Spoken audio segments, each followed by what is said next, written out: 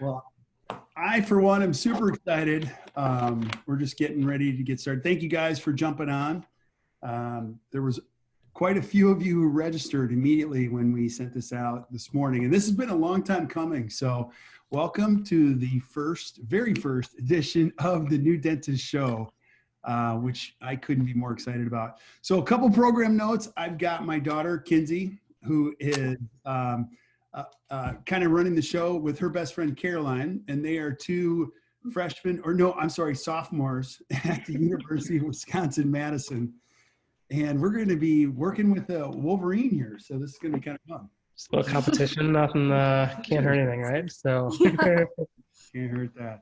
So awesome. And we couldn't be more excited to have you guys on tonight for, like I said, the very first edition. And Kevin, now you and I met back in 17 and was in Las Vegas at the AGD meeting, which I flew out there, and that was kind of like where we met. And then as our relationship has grown, you've been unbelievable kind of getting your own practice going. And this is a dream that you've had for a long time. So I would love for you to tell a story. So we're going to get into this, but for those of you that are jumping on, I want you to know the genesis of this, who's behind it. And I know while I'm the guest, I could ask you kind of the questions early on, and then we'll switch over.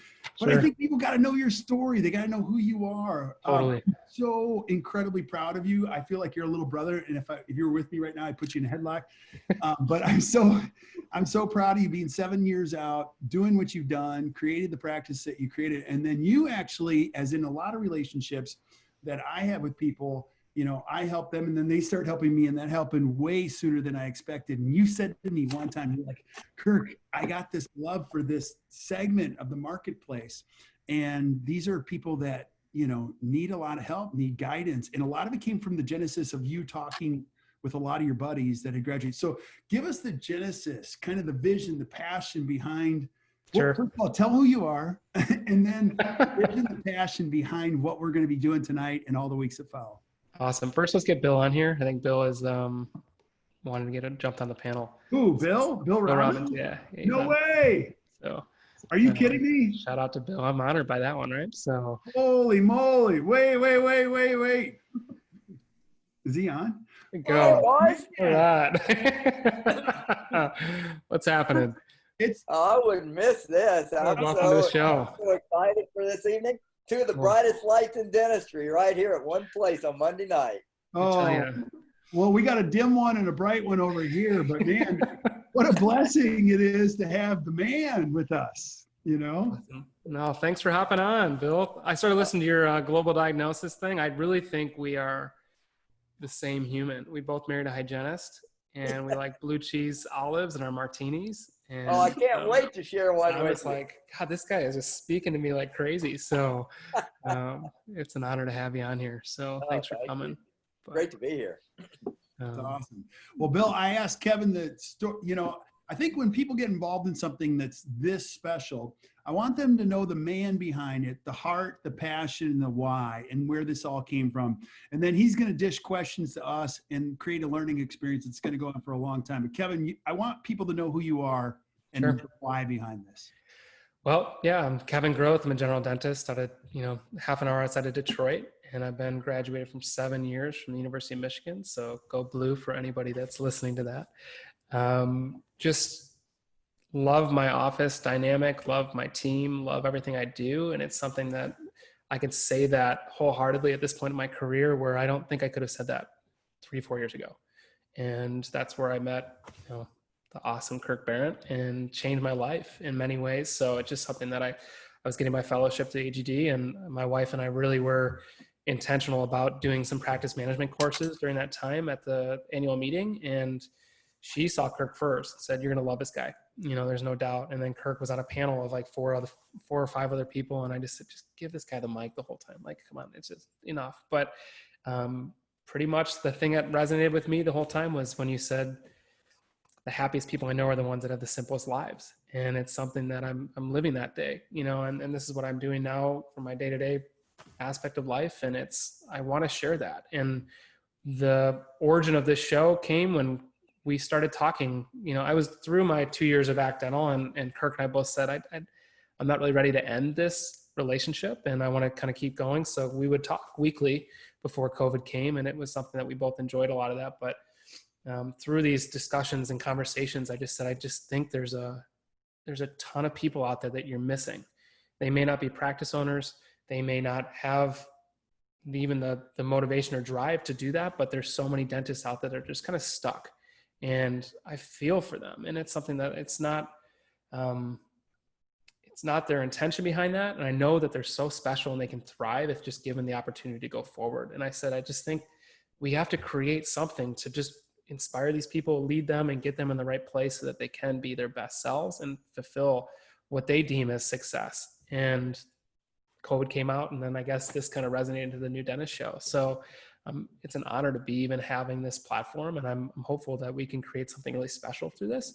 And it's something that I'm ready to engage people. I'm ready to interact and inspire and lead people through these type of discussions. So that's kind of my little intro there, but yeah. And I know this is your show, so you're going to run it, but I have so many questions for you to get us started, because I have these questions too. What do you want people to know? I've been more than 2 decades. Bill, you've been in here 4 decades. What do you want other generations of dentists to know about your generation, people that are 0 to 10 years out that maybe we don't understand? Sure. I think we're really hardworking. I think people give us the millennial tag and we're just kind of this cast off, spoiled child type of thing, but we want to have the best and we want to do well. If you follow Instagram, you follow people, they're all really trying to refine their skills, and they're using these platforms to be the best self. And to me, I think that's really important, is that I don't want to be perceived as somebody that isn't hardworking and isn't motivated to things, because we want to be just as successful, if not more successful, because that's the evolution of life, right? I mean, you want to create somebody and replace somebody that's better than you, as Scott McLean said. And it's an important thing. And I want the generation in front of us to pass it on to us. And I think this is a cool opportunity to do that. And I really want to learn from these moments. And like I was saying to you, Kirk, earlier, was I love listening to lectures. I love listening to the Bill Robbins out there and these experts in the field. And they have this wisdom and this knowledge of the dental profession that's so profound. And usually these lectures are on a topic like global diagnosis, which is just amazing. And they always start with something of, here's where I began. And here's what I did. And I started in a 2-operative office, and I had 1 employee and they quit and everything was, but then I became this. I really want to gear those conversations towards that beginning topic again, just to inspire people on saying, okay, let's dig a little deeper. What was it like to have 2 operatories? What was it like to have 1 employee that quit? What was it like to go from being an associate and then diving right into the deep end and owning a practice? And tell me more about that, because if you're a young dentist, if you're a new dentist and you really, really, really want to get on that, that's the best learning lesson you can have, is listening and being inspired by people that are experts, but they got here, but they started where you are sitting in this computer screen right now. So that's kind of where I would think it would be. So I don't know if that answered the question or not, but Bill, what are your questions for the young Jedi here? So, I guess I would sort of segue off of what you started with, Kevin, and that is how the world views your generation. And I hear it over and over again because I run with an older group of dentists. I have a young prosthodontist in my practice that bought my practice last year, and she is very much engaged and a driver. So she doesn't fit the stereotype that I hear about. So it's a little more difficult for me because I haven't lived that. She isn't like that. But I hear from a lot of my colleagues, my older colleagues, that all the negative stereotypes related to the millennials, they're more about themselves than they are about the team. And, they're more about spending time away from the practice than building the practice. And they're totally 8 to 5. So what's your answer to that? I think they're not wrong. I think there are people out there that are like that. And I think there are also people in your generation that also had a similar approach to things too. The stereotypes exist because people make the stereotypes, right? And that may be a wrong thing to say, but I also think there are diamonds in the rough out there. And if you're one of those diamonds in the rough, I really want to grab a hold of that and inspire you and lead you in the direction we need to go towards, right? So I don't want to work all the time. That's something that I will admit, that was a vision of mine when I started working with ACT. I worked 7 to 2, 9 to 3 days, so I'm not going to be somebody that's working 14-hour days based on a previous experience that I had working in other offices. That's not my intention behind that.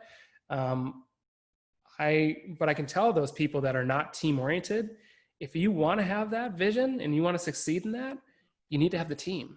So I'll give an example. The week before COVID ended for me, I relied heavily upon a team to lead this into the direction that we can have a successful transition back to the office.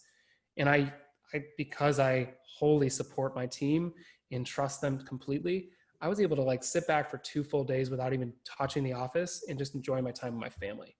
Is that a millennial aspect? Maybe, but I would say that might be a good thing. And it might create some type of harmony and balance that we want to have in life. So there are some things that you can really take from those. Would you call me a driver? I don't think so, but I'm doing very well in office. Kirk knows my office is succeeding because it's led by a team that all functions very well together, and systems that can promote excellence in what we want to do. And also I do drive when I want to drive. I want to learn, I want to do this. I can jump on it, I can do those things, but it's an intentional drive as opposed to just pedal the metal all the time, right? So I don't know if that again answers your question, but. Well, I think in some ways, I think you ought to embrace, not say that you're outliers, but to embrace what you just said. There was a time in my career when I was teaching residents, and I remember telling them that you're the best. You're here in this program, and you're absolutely the best of the best, and I expect a ton from you, and I don't expect any more from you than I expect from myself. I'll be here at 7 in the morning, and I won't be gone until 7 at night, and I expect the same thing out of you. And that's what I told them for years. And in retrospect, I don't agree with that position anymore. Because on another night, I'll tell you my story about what that did to my marriage. And it wasn't all positive. And it's a longer story because I don't want, this is Kirk tonight. But the point is that I think in some ways, as a millennial, you need to embrace the idea that 8 to 5 is actually not an unreasonable thing, or 8 to 3 is even better. Mm-hmm. And so I look back at my career and I'm grateful for all the good things that have come to me. And a lot of it came to me because of a lot of hard work, but there was a price to be paid. And sometimes I wonder about that. And I'm just very fortunate that my wife stuck with me and we got through it and we're on the other end enjoying each other, but it could have gone the other way. So I think in some ways the millennials have a better view of the world than the old drivers do. Yeah. Mark, I want to know what your questions are of the young Jedi here.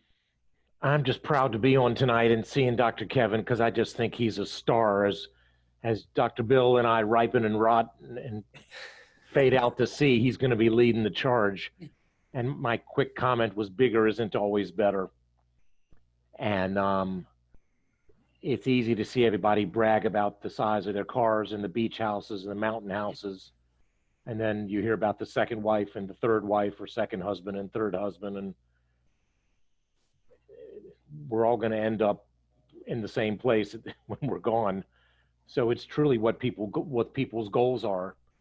And because my goals are different doesn't make them better. It's just different. Yeah. So Kevin, you posted a picture of you and a picture of your wife and your daughter, mm-hmm. and that little mush. And I can tell you from the old goats on the call, you blink. Kirk, I'm looking at that. That appears to be your daughter on the. That is my oldest daughter, and the day. Thank God she looks like your wife. Oh God, thank God she does. She surprises me every day. I just love, and there's some blessings to this whole pandemic. I get to see her every day when she would be getting ready to go into her sophomore year, but you're right. And I think you guys, oh man, you're hitting such great points because Bill, like my first thought was, I love your commitment. And then the same thought, I'm like, that's brilliant what you just said, because You know, I had another young dentist say to me, I long since subscribed to the whole first one here, last one to leave. That's not true. I have amazing team members and they have my back and I can have a life type of a thing. So the whole 7 to 7 thing, I can see the wear on that. So I can't wait to see the perspective that comes out of this, because what I want you to speak to, Kevin, is this, is that, you know, and I don't want you to call out any of your friends, but you are very much in tune with the people that are in your age group. Some of them are working really hard in positions where they're working for someone else. Some of them are unemployed. Some of them have private practices. And then there are other people in your age gap that don't, or age area, that don't even know that private care is an option. And you're so passionate for what you know, it's going to be really cool to, and Bill, I heard you say this, to honor each other's opinions. Do you know what I mean? In a really constructive, positive, powerful debate, because one thing I know about this profession is it's extremely noble.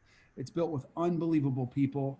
I couldn't have been more blessed to fall into such a special, incredible profession. And my heart just grows for, I mean, you have 3 full decades of this in front of you, you know, of leading people, hugging people, helping them achieve their goals. And there's nothing better.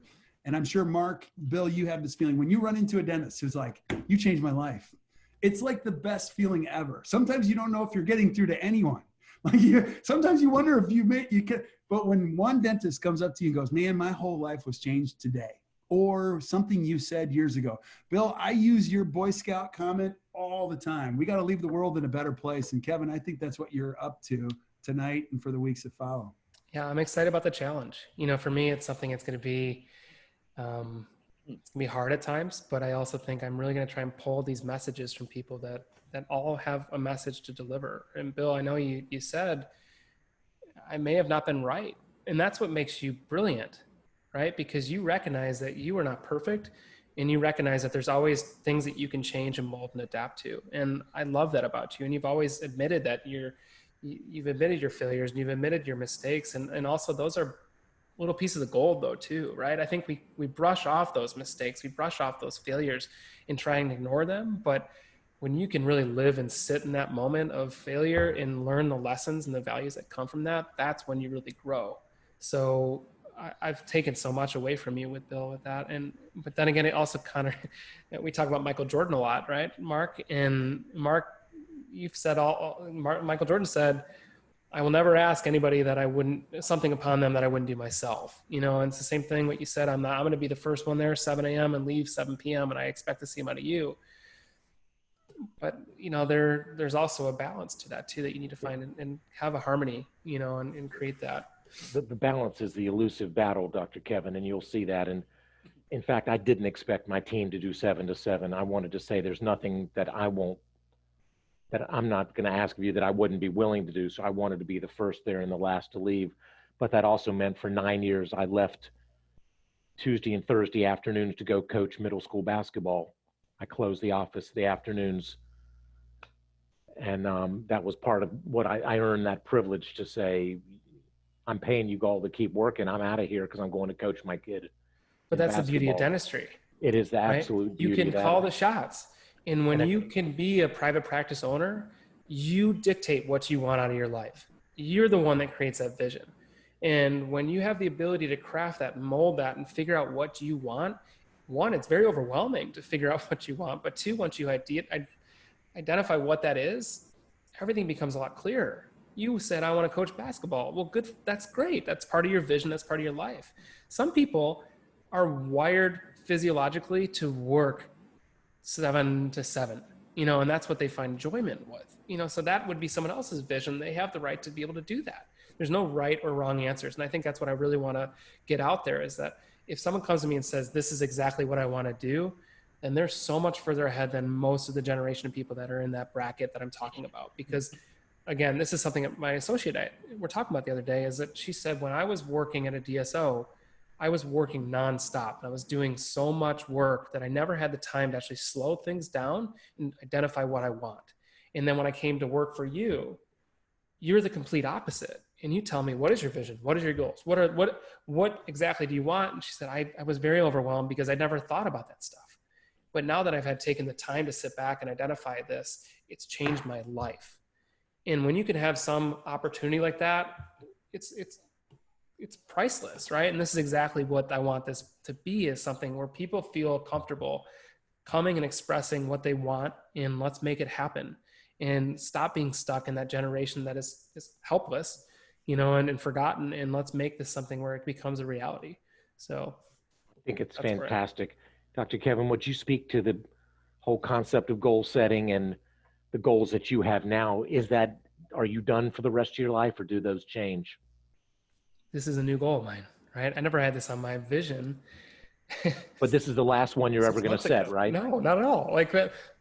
So here's a cool quote, COVID thing. My wife, she was listening to Rachel Hollis. I don't know if you guys know who Rachel Hollis is, but wonderful motivational speaker. And she said, her and her husband talk a lot. And they said, during this COVID time, write down the 16 things that bring you joy, and then also write down the 5 things that are essential for your life.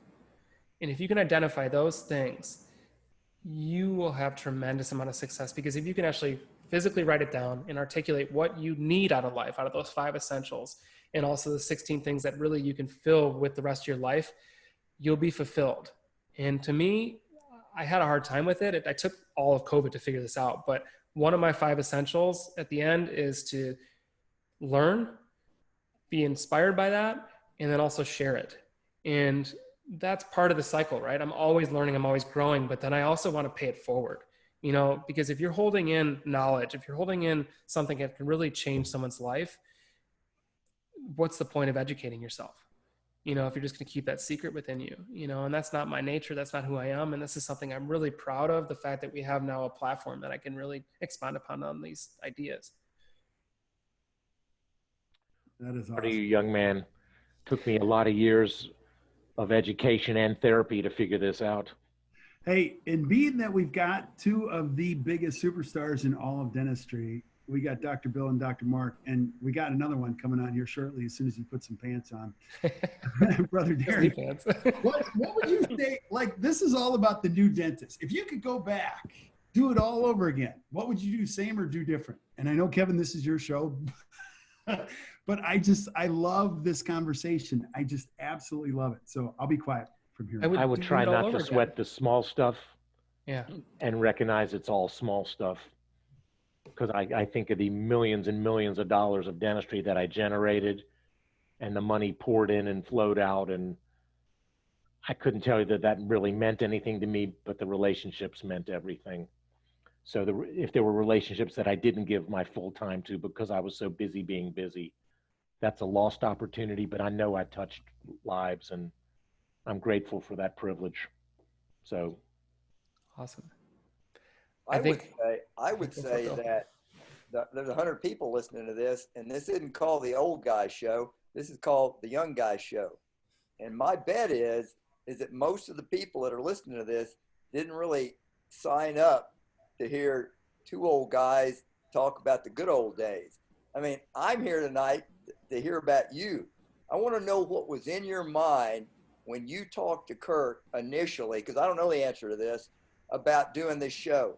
I mean, you're a young guy, with not very many years of experience, and yet you had the courage to say, I think I've got something to share, and I can speak to my generation. I think that is just amazing on your part.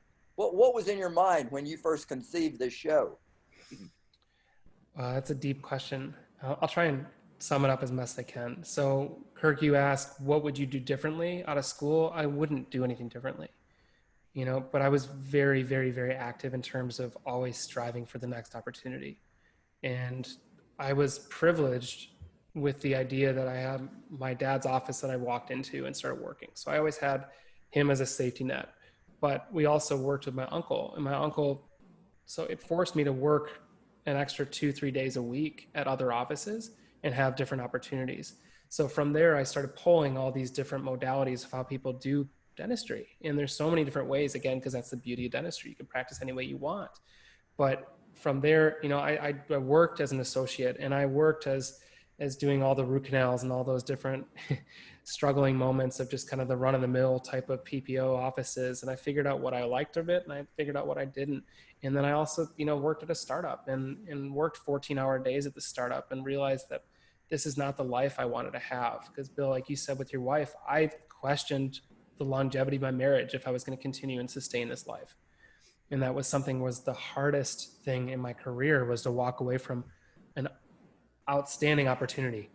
And it was something where I just realized that there was more to my life than what I was trying to envision down the road. I couldn't be with my future child. I couldn't be with my wife because I was at the office, and that's not a life I wanted to live.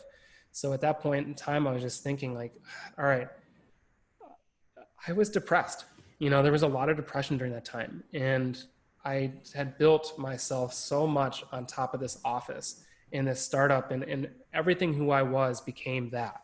And when I lost it and when I walked away from it, there was a huge change in mental, focus and capacity, because then I settled for my dad's office, right?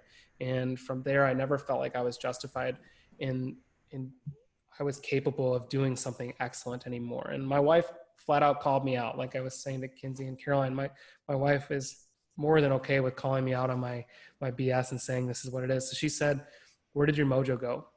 What happened to you? You're not the guy that I know. This is not who it is." So from there, that conversation started a whole discussion of, okay, let's take this office and let's make it into our own. It's not my dad's office anymore. He's been gone for 40 years.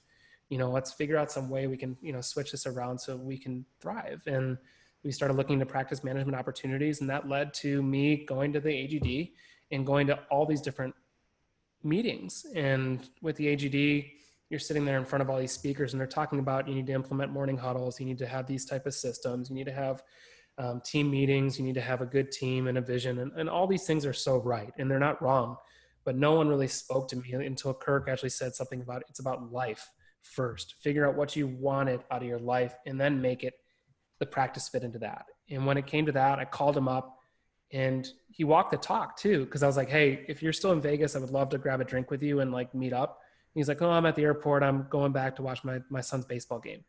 I'm like, "It's Saturday afternoon. Like this guy is truly just got done speaking and now he's gone." And that's so cool and so profound. I said, whatever this guy is doing, however much it's going to be, I don't care, because I know it's going to be life-changing. And it ended up being, the most profound thing in my life. And from there, Bill, to answer your question, I've had a tremendous amount of success in terms of implementing my vision.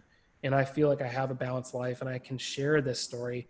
And I share it to people at weddings when I'm meeting up with my dental buddies, or I'm on the golf course with some of my friends, or I'm at CE, different CE conferences at Dawson or whatever I was at, and having these moments and these people all looking at me with like a deer in the headlights or blank stare, or I've been called out and saying, "You make me feel inferior."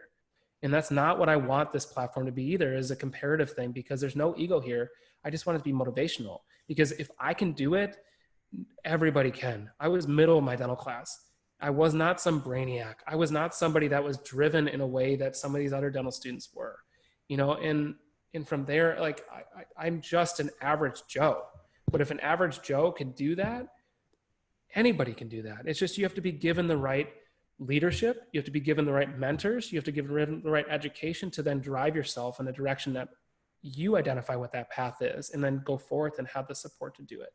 So there's my little. Can you give us a little bit more detail about your journey? I'm not real clear about how you started and you went to this practice and that. Give us a little bit more detail about it right out of school. Sure. Hi, Darren. It's good to see you, buddy. Thanks for I'm honored the fact that you guys are on here. This is so cool to me. It's like we built a brotherhood. Bill, I wanted to hear your story, man. I'm excited. We're here in full support of you, man. Yeah, I want to get invited to have a drink. So, my dad ran the office for 34 years, and he was honestly probably your typical dentist in terms of working hard, loving patients, caring for them in a manner that was fulfilling. And he had a lot of tremendous success from that, and he gave me an opportunity by hanging on the practice for probably 10 years too long, so it was kind of a plateaued office, and the staff, they weren't motivated. And then I came in guns blazing, I was ready to like turn this thing around, and I wanted to inspire, and that's who I am. And I couldn't find any source of inspiration with that. And I felt very alone, very on an island. And I was then going to other associateships. So I found associateships, you know, and that's the thing is I always get asked, well, how do I find a job? Well, you seek out the jobs. You know, you go to different study clubs or go to different conferences, and then you start talking to people. You look at the classified ads. You look at different postings on I don't know, Facebook or Instagram or whatever it might be. There's always opportunities out there. You just need to get a start. So then the one associate was someone I grew up with, and his office was a very high production PPO driven office. 4 operatories at once. You're prepping in one room and then prepping another at the same time, pretty much. You know, and it's just something where you're just running around in circles the whole time. It was exhausting. And with a PPO office, you don't make any money off of a lot of what you're doing. So, but I learned how to be efficient. I learned the skill set of all these different treatments of what you need to do in order to work with people. But also I was really honing in on my communication skills too. So we talked a lot about that. My second presentation, Mark, when you were there, was I started reading How to Win Friends and Influence People. And that book changed me, because then I started reading this thing and it was like, I don't think I'm very good at communication, and I'm a talkative person, but I don't listen to anybody, you know. And I know that's funny because I'm talking like crazy right now, but then it says, we talked about the influence of a smile and the impact it can have on people. So if you actually walk in, when you're running around like crazy, you're not smiling, even though you're enjoying the day. So then I started, okay, I'm going to walk into this operatory for this exam, and I'm just going to have the biggest smile on my face. And all of a sudden, these patients that are tense, they smile and their shoulders relax, you know, and they're comfortable here. And I'm like, man, that guy just knows what he's talking about. This is cool. So I learned a lot from that, but then he wanted to sell the office. So then I lost my job, you know, so then I went into a temping agency. So I worked as a temp, and it was an hourly pay, I think like 80, 90 bucks an hour, which was great, you know, and I just basically sat there because I didn't have any patients in the books, you know, no one really, it was just to see emergencies, but someone had a pinky book at one of the offices when I was doing a maternity leave. So I started reading the material in this pinky. So I was literally getting paid to study pinky stuff and learning occlusion, you know, which is cool. And then I got another job at another office where she just kind of wanted to use me to build her practice, because she wanted to have multiple offices and I was going to be this platform. And I walked away from that. But then I got set up with a guy who is still an awesome mentor of mine and like a close friend. And he started up an office in Detroit, and we had a great time. It just wasn't the lifestyle I wanted to live. And I walked away from that knowing that it was a hard opportunity, and we still remain close friends to this day. But that's when I started looking into changing over my office. I taught at Michigan for 2 years in a clinic, which was a blast because I love educating. But I don't know what else you want to know about my story, Bill. I don't know if that answers so much of your question, but. Oh, sorry. You were working, doing that in your dad's office part-time during all of this, and you're teaching a day a week or something at the school. Yeah. How many days were you in your dad's practice? 3 days, Wednesday, Thursday, Friday. And my uncle was there Monday, Tuesday, Wednesday morning. But your dad wasn't there anymore? My dad quickly retired. So he was there for me when I needed him. And then I think what we talked about was when he left, he realized I was better off without him there than him being there, you know, because the team looked to him for leadership. The patients looked for him for the work, you know, and he realized I was totally capable of doing what I needed to do. And it was almost a deterrent for him to be there. And I'm thankful for the fact that he retired earlier on, you know, because it gave me a gift to kind of make my mistakes, fail with this team. And I cringe about some of the things I did with that team early on. I did yearly staff meetings, you know, and it basically was just a report card of everything they did wrong that year. You know, nobody wants to be criticized. It's a horrible thing to do to people, is tell them all the things. On May 10th, you showed up 10 minutes late. I don't know, you know, it's just a bad example of leadership. And it's not something that I cringe with these things, but I had to go through those moments in order to actually like know how to lead a team now. You know, if someone shows up late now, I'm going to talk to them at the time that they're late. Or if, you know, something happens at the office, I'm quick to praise. And I'm also, you know, a little bit critical on the side if I have to be in order to get people to shape up, but I'm far more praiseworthy than I am anything that needs to be. And I always flip you're doing a great job here, but, you know, let's maybe think about, you know, refining this little thing here if we need to. Those are lessons you only learn if you experience it and by going through it. And that's what I was grateful for with my dad, is the fact that he gave me the opportunity to just actually have that to experiment and learn from. So you did the 3 days, and your uncle was there part of that time, Yep. right? And so at what point did it become full-time? At what point did you commit to that office? When I got tired of driving an hour and a half to Michigan to teach. And that was the honest truth. And then I said, okay, it's either we're getting out of Michigan. And that was an honest thought because I hate the weather here. I absolutely hate Michigan's weather. So either we're getting out of Michigan and I'm going to start up an office somewhere. I'm going to buy an office somewhere else. North Carolina. I was serious. It was North Carolina. My brother all lives down there. So it was North Carolina. Or we're going to take this office and we're going to flip it and we're going to make it what we want it to be.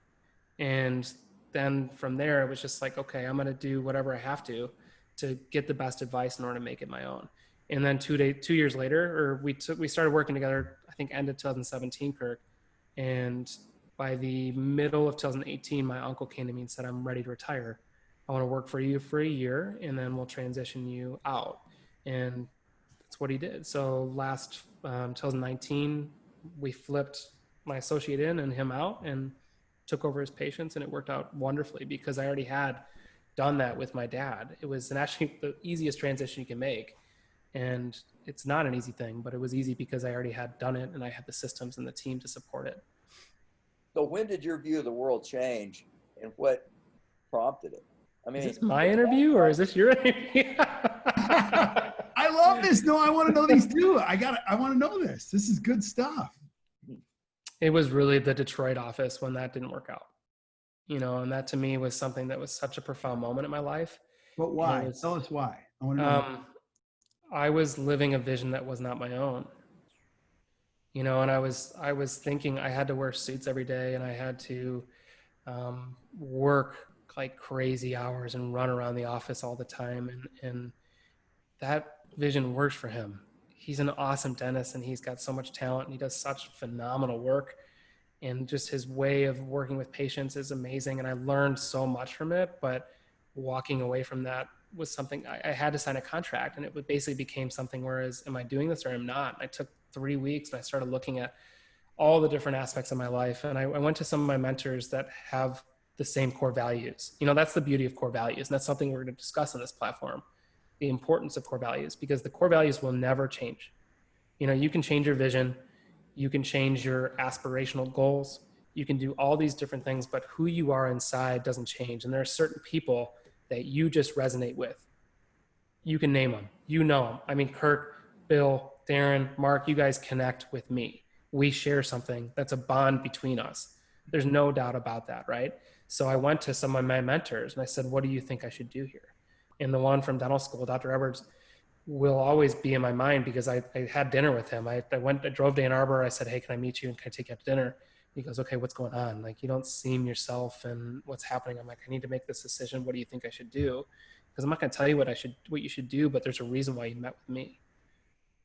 Because you want me to tell you what I would do. And if you really are what you say you are in terms of the core values, you'll live what I would do. And you'll walk that line. And that's what I did. So, and then through that, my life changed from there. I had to go down a long way. I had to struggle and be, really sulking in my sorrows for a while and just think I didn't have anything good. And the office isn't anything like it was the one I had downtown because the decor wasn't all that good and the team wasn't anything of what I wanted it to be. And it wasn't what I had before. And I made a mistake. You second guess all these things. But then once you start building and creating and making it your own, there's a sense of pride there. Another thing that really changed me, as I went through ACT, I had coaching, with Chris, and Chris talked me through a lot of things. I also saw a therapist during that time, which I thought it was a very impactful thing. I have a patient who, again, you kind of connect with people. And I say, hey, we were talking because I think everybody should see a therapist at some point in their life. And I said, okay. I called his office and I said, can I come talk to you? And he goes, what are you here for? I'm like, I don't know. You said everyone should see a therapist. And I like him. He's a good guy. He's a man who was a manager, owner of a grocery store for a long time and then retired and flipped to get his PhD in psychology. So he's done the business development. He's done all the management things. And through that, I would come to him with all my issues and things like, oh my gosh, my front desk is driving me crazy. But Bob, because I'm always optimistic, everything's great. Everything's great, Bob. He goes, you just told me you locked yourself in the office hiding away from your front desk. Is everything great? I want to ask you about that too, Kevin. Okay, so Mark, you were on Friday when Josh Austin talks about the importance of having somebody to talk to. Like, this is a really important topic, and it's often something people don't want to talk about. But Josh quoted Jack Shirley, and he said, I heard Jack Shirley say one time, a splint never made anybody worse. And Josh's comment was, therapy never made anyone worse. It's critically important to mental health. And Mark, you offered up a thought. Can you share that? And then Kevin, I'd love for you to talk about that, because a lot of people might be watching this struggling with, do I talk to somebody, you know? Presume you're referring to when I had my counseling. Yes, Yeah, my therapy. You shared a great thought. I thought that was really one of the most important things I ever did in my life. And just because you're good at crown preps and occlusion doesn't mean you've got the mental side figured out. And dentistry particularly draws people who are incredibly critical of themselves. And I think it's probably one of the single most important things I ever did as an adult was getting counseling. I went every Friday for my first year of college. It was one of the greatest things I ever did in my life. Now my best friend's a psychologist, and he gets free dentistry and I get free therapy. So that's great. But it's really important to have somebody to talk to. Absolutely. It's not a family member. Mm-hmm. No doubt. There's no doubt about that. You know, it's something that initially I thought it was something more towards, quite honestly, my mom and dad, but then it transitioned into more of the office dynamic of things. And when you can just clear your head with things and just get it off your mind, like you become so much of a lighter person. And just you, especially dentists, we cloud our minds with so much. And the thing I hate about dentistry is that it's a very solo practice driven aspect. And you just can't relate some of these things to your hygienist or your assistants or your patients. And then you bring it home. And I'm fortunate enough to have a wife who's a hygienist, but a lot of people don't have somebody that's in the dental field, so they don't get it, you know. And that's the hard part, is that you sit there and you're trying to express these concerns or anything that might be on your mind, and quite frankly, it's kind of brushed off because it's just, you know, you're a dentist, you have a great job, it's always voted #1 in the profession, yada yada yada. But it doesn't mean we don't carry stress, you know. We don't. And it builds and it builds and it builds and it snaps people. And it's sad to see it happen to my father. He got burnt out by the end of his career. And I don't want to become that. And that's why I think everything I do drives in that direction of, okay, let's try and prevent that. If that makes some sense. I guess that's some honesty there. Kevin, do you regret the struggle that you had to get where you are today? For people on the call that are struggling now, ultimately, was that a bad thing in your life? No, it was gold, because success is the worst teacher, right, Bill?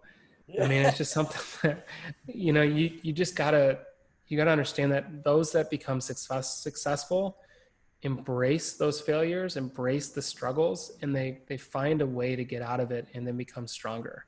And then they find the next hole to jump into and they figure out how to get out of that one. And it just becomes this cycle of just repeating yourself, where you're just finding different ways to fail. And different ways of failure gives you another platform to then jump forward on the next one. And I think that's just so important. And then also that's the importance of mentorship too, right? I mean, I think that's an important topic to get into, because mentorship is something that really drives people ahead. I just have been fortunate the fact that I have people that, for whatever reason, have taken me on as a mentor or a mentee. And, you know, I look at you guys, you're here for a reason, because we've enjoyed each other during the COVID conference. And I have so many people that have shaped me, and I'm so grateful. But I love watching someone speak. You know, Bill, at your Global Diagnosis, you talked about the people that shaped you, and that for some reason just pulls at my heart, because it's just, we all know those people that really had an impact on us. I don't know who that was for you. But I know that they had an effect on you, and you've had an effect on me. So likewise, they've become an extension of my mentor, you know. And I think that's important to recognize all those things. And I want to be an influence, and I want to be a mentor, and I want to share these experiences with other people and allow them to grow from that as well. You know, since we've dipped our toe into this murky pool of getting help from psychologists or psychiatrists and all, I've done mine also. And I'm going to respectfully disagree with my great friend Josh Austin with the idea that you never hurt anybody with a splint. You absolutely can hurt people with a splint that's the wrong splint. Darren, am I correct? I mean, you don't want to load a sick joint with an anterior deprogrammer. So I do think you can mess somebody up with the wrong splint, and all therapists are not the same. So I'm just going to speak from a position of authority that through my journey, I finally found one that was appropriate for me, but it took some time to get to that one. So I would just, this is just the old man speaking again. Just because you make a decision to go to a therapist, don't assume that it's the right one every time. I mean, you have to find a therapist that you resonate with. I think there's a lot of truth to that, Bill. And I totally agree with what you're saying with regard to splint or therapy done inappropriately could cause damage. But, where you're talking about, Kevin, having struggles or having failures and having to work your way through that, to me, that's where the mentorship comes into play, because you don't have to reinvent a wheel that someone else already invented. You just have to kind of grab hold of that wheel and figure out how to use it in your world. And that's the thing I would say. If somebody asked me the question, what's the one thing that you would say is most critical in the beginning? And I don't care if you're an associate, if you're working at a clinic, if you've bought a practice, if you're building a practice, whatever it is. I think early on, if you can find that one or two mentors, and I've had people say, well, how do I find the mentor? Well, you find people who are, as you guys said, whose core values match yours, who are practicing what you would want to see yourself practicing, or living a life that you would want to see yourself living, and you latch onto those people. And most of the time, those people want to help. They want to give you that push, or that whatever it is that we all need. And some of us need more than others. And I'll say, and I don't want to downplay therapy at all, because I think with a professional therapist, that's critical for almost everyone that I know. But the other therapy, Kirk, you talked about how if you don't have someone to talk to, it starts going and you start talking to yourself, and that gets worse and worse, because then you start, believing what you're saying, and you start making stuff up. So therapy, yes, there's traditional professional therapy that's very important, but then there's this is therapy. There's meeting with your mentor. There's talking to your dad or your spouse or whoever it is that might be that person that you talk to. Going to study club, that's a form of therapy. And especially today, with as isolated as we've all been, I mean, thankfully we haven't been, because we've been with each other every day, but the masses, I would argue, aren't. They're really isolated, and they can't even go to the therapist. So having that outlet, I think, is critical. I really do. And having it with somebody who can mentor you. And then the other part of it is be a willing mentee. So I've had dental students who latch on to me and want me to mentor them. I'm great, and I'm here, and it's like they're waiting for me to give them the schedule of our mentorship. And it's like, no, that's not how this is going to work. If you want this, you got to come get it. I'm available. So anyway. I'll piggyback on that, Darren. I mean, if there's just not a booth out there of mentors saying, sign up to be your mentor, you have to, one, earn the right to get the mentor, but then also it's more important to keep them. So what are you doing to inspire them? What are you doing to prove your worth? If you're going to sit there and try to mooch off of somebody, it's very apparent, and if you don't have the right intentions behind all those things, I've tried to mentor a couple people, and they've just tried to I was like, it's not going to work for you. This is not the relationship I want, because you're not inspiring me to want to be your mentor, and then they kind of fizzle out, and that's okay. But it's really, really essential to have that component. But Kirk, as the host of this show, I want to kind of drive, you're the guest here. You've said the least out of any of us, right? Oh, no. I'm just enjoying this so much. I'm so proud of you. I want the why to come out really strongly in this one more than anything. And being Sure. we've got our heroes here. But I also want to know, you have a unique vantage point here because you see so many dentists and you help so many people. And you've done this throughout your entire career of seeing something and then changing their lives. So if you would look at somebody from a young dentist perspective and they're watching, there's 84 people here right now.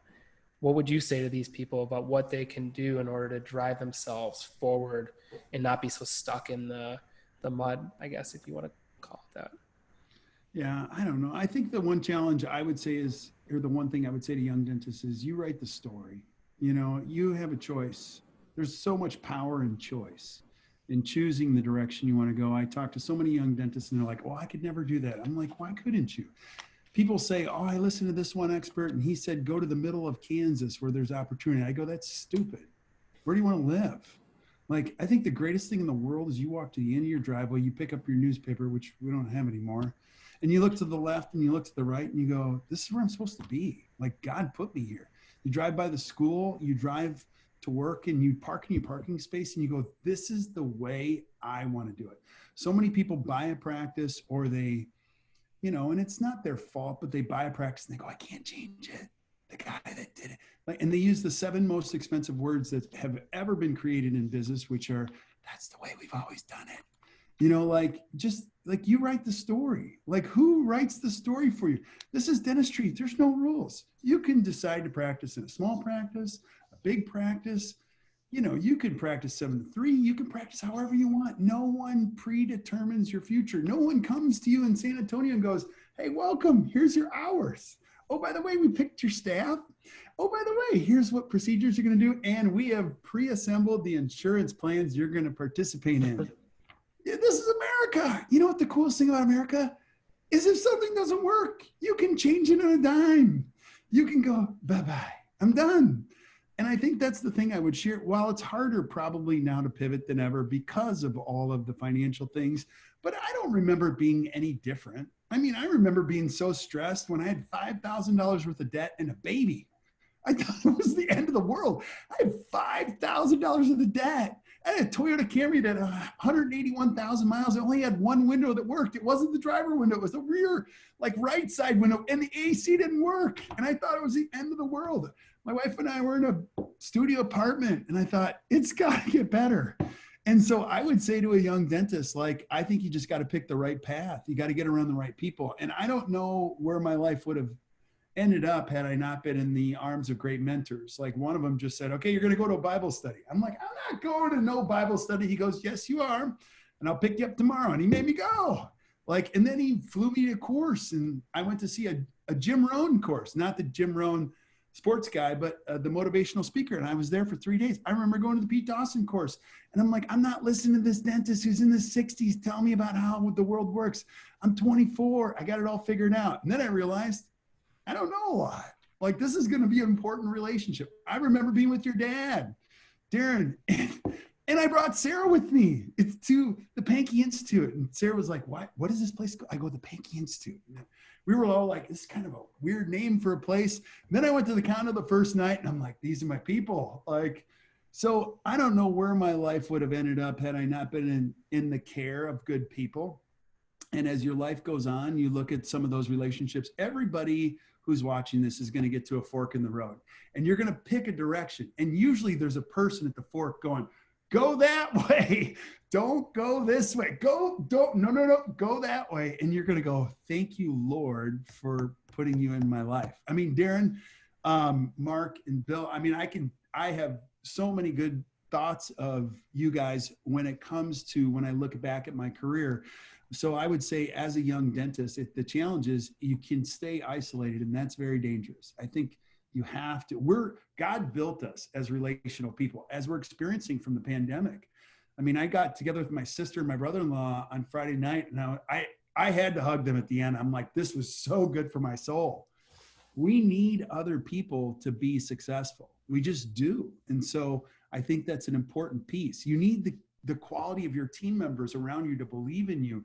So I think the world it's your canvas. You paint it. While this chapter of the pandemic is not a fun chapter in your book, The cool thing about books is chapters change. You get to write the chapter.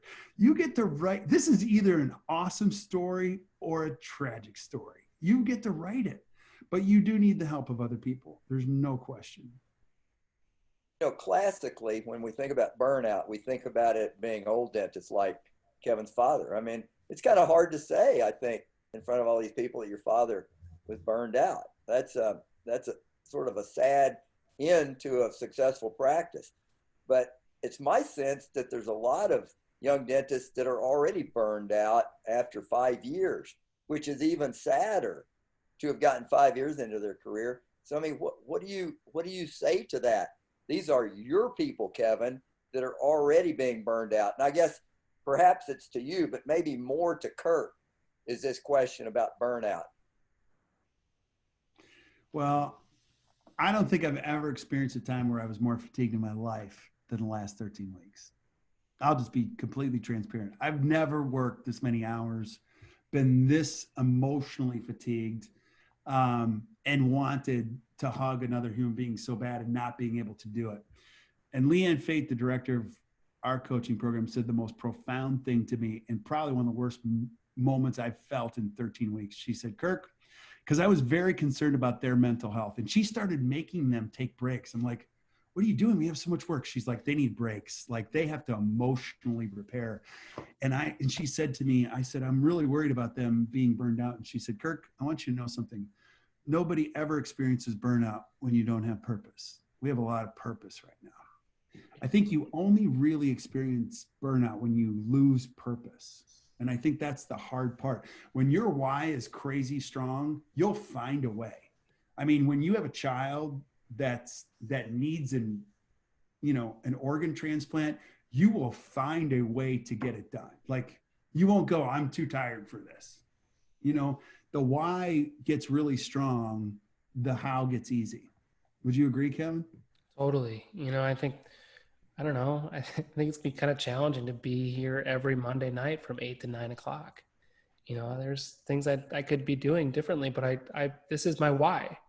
This is a purpose, so you're going to work as hard as you can in order to make this happen and find fulfillment. And I've also, go by the idea that the more you give, the more you receive, and that's something that I will always stand by. And it's taken me very far in life, but I'll also, for burnout, Bill, I think one thing the book Kirk, you recommended, Margin. That book was great. And Margin is such a wonderful, simplistic concept of, we're the most evolved our society has ever been. And yet we have higher rates of suicide, higher depression, you name it. Everything is just kind of on a worse end of the spectrum.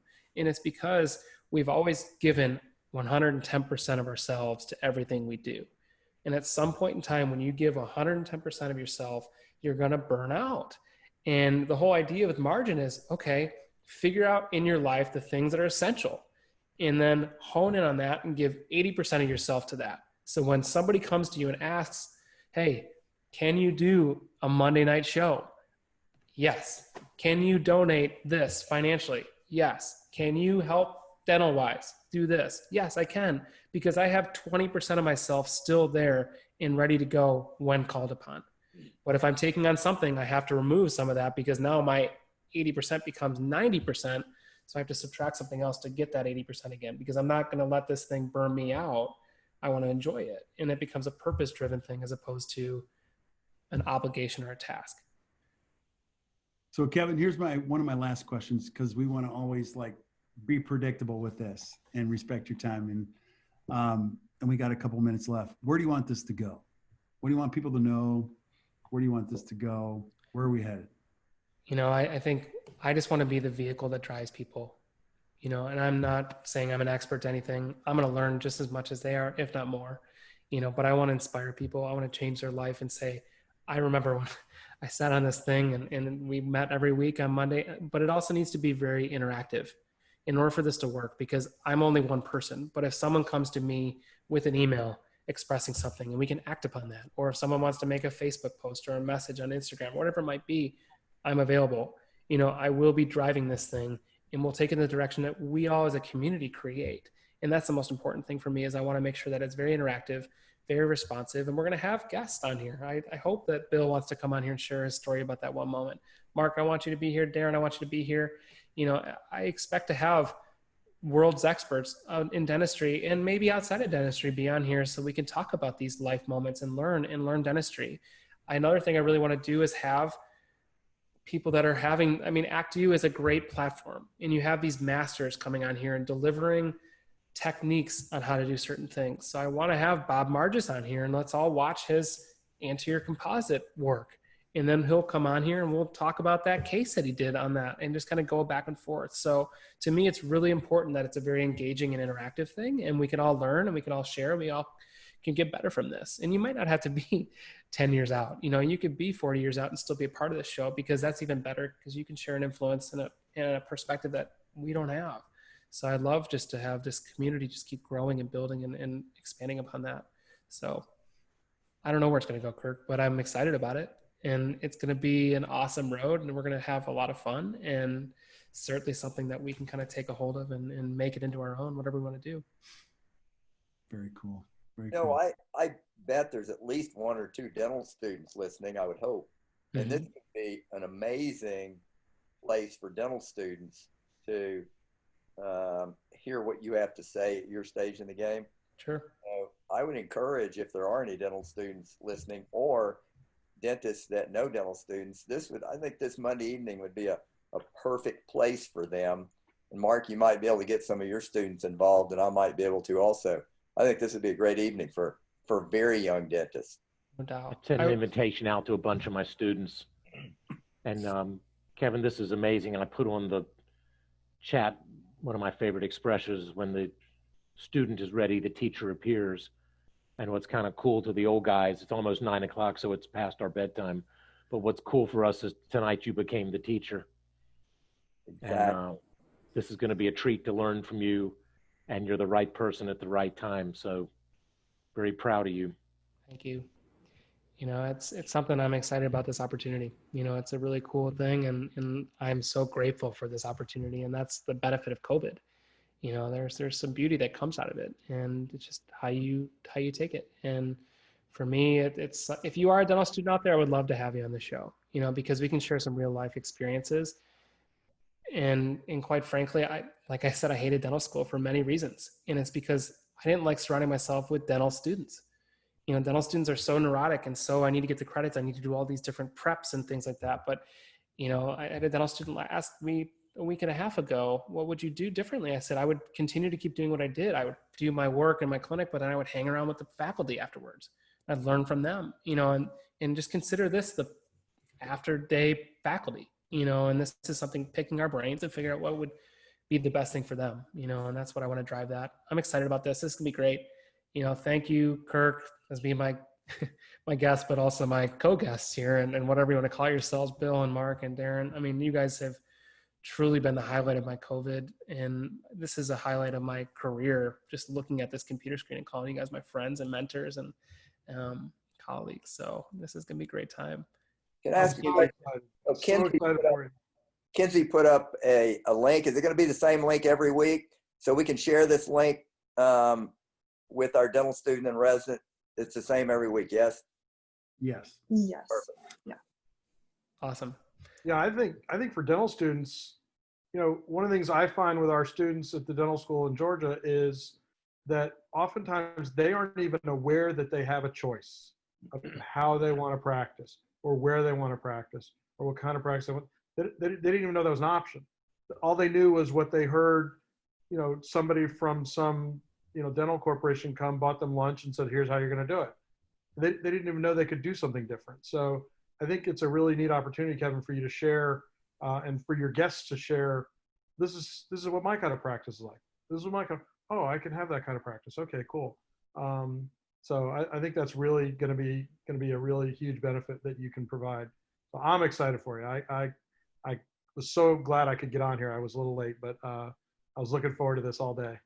Yeah, I am too. Hey, and Kevin, tell us what's going on next Monday night. Who's your guest? Mark, do you want to come on? I emailed you. I don't know if you got the email or not. We're going to voluntold Mark. It'll be my privilege, young Yoda master. All right. You know, that's You had me at hello.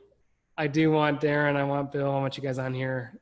Shortly after that, I'll email you or give you a call, because you guys are on my VIP list. You know, it's something that I'm just so honored that you guys are part of this, and it's something that we can all learn from each other. And I think that's the coolest part of this. And it's just going to be, it's a great journey that we're all on, you know, and it's something that we're all going to become better from this. And I'm excited about it. So I couldn't be more grateful.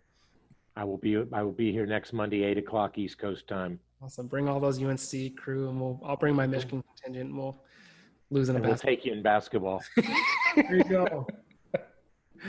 So awesome. Kevin, you close it out. How do you want to close it out? It's up to you. No, I just think this is going to be great. You know, if anyone's listening out here, I do want to end things with like a call to action every week. And I think the call to action right now would be just contact me and get in touch and introduce yourself.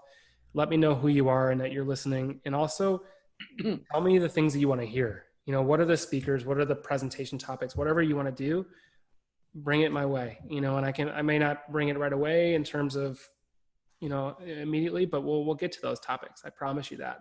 And it's something that I'm grateful for this. And this is our show. You know, this is not just my show, and it's something that it's going to become very interactive. And please email me, kevingroth@gmail.com. You can find me on Instagram. You can find me on Facebook now that I'm up and running on Facebook now because of that. But we're going to have, you know, social platforms for all that, and it's going to be very accessible too. So please, please, please reach out.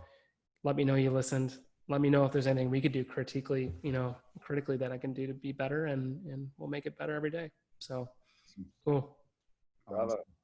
Thanks, buddy. Good job. Thank you guys. Appreciate everything. You know, you're awesome. Very grateful for everything you've done. Yes. Special thanks to our Jedi interns tonight who are Yes. helping us, Caroline and Kinsey. We be certainly along the haven't way. kept them up late. Their nights are just beginning. But We're going to have a separate show with Kinsey giving us dirt on Kirk. no. Yeah. I want you guys to like me. I would love to do that. But actually, if you are, I said this in the chat, but follow the New Dentist Show on Instagram. You can interact there. There's also a contact link on there. So if that's an easy way for you to contact, do that. And also we'll be posting, you know, updates about anything that you need to know. So just follow that for easy access instead of using email if that's not your way to go. I know a lot of younger people, especially dental students, would probably be on Instagram instead of checking their email all the time. So yeah, feel free to contact Kevin through that, and we will get back to you on there. Great. Thank you, everybody. It'll be fun. Fun road ahead. Good night. Well, enjoy the evening. All right, great job. Good night, everybody. Great night, everybody. Thank you so much.